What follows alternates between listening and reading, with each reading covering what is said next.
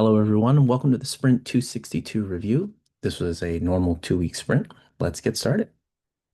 I'll start with the overview, Gilbert on the UI, Adam on providers, and Joe on the platform. As you can see, this was a pretty normal sprint with 55 PRs merged this sprint, and that's weird. Looks like I copy pasted the graphs wrong. So I'll get that fixed in post, and let's head over to Gilbert. Thanks, Jason. So for the UI, I added Cypress tests for reports and schedules.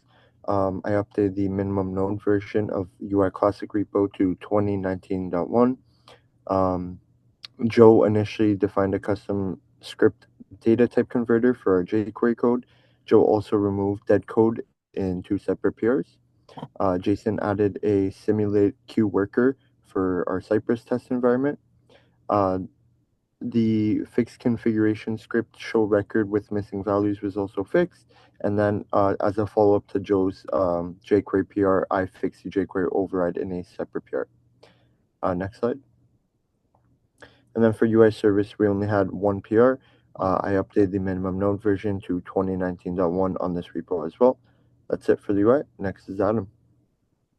Thanks, Gilbert. For this sprint, Amazon, we added the CGD type instance types for available flavors for Amazon.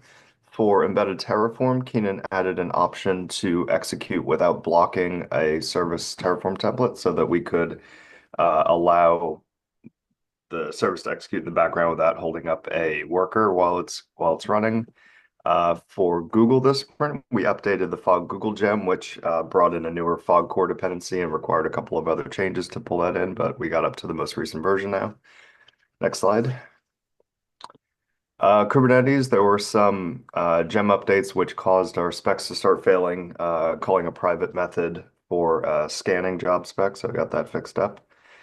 For OpenShift, I deleted some unused code. This has been cleared from the KubeVirt provider earlier, but we were able to delete it from OpenShift as well. I believe Joe found that while doing some translations, so thanks for finding that and letting us delete it.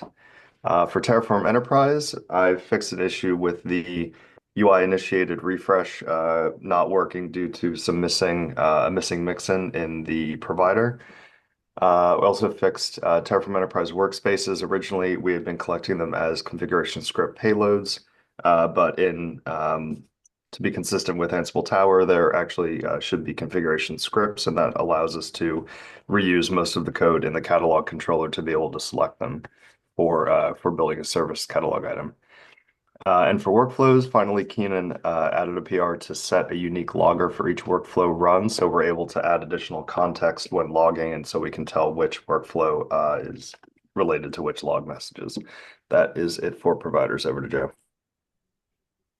Thanks, Adam. For platform enhancements this sprint, Adam previously implemented a logger-like interface for creating request log rows. This sprint, he filled out the interface for the log device by implementing close and reopen. As Gilbert already mentioned, Jason enhanced the simulate queue worker so it could be runnable from a rake task.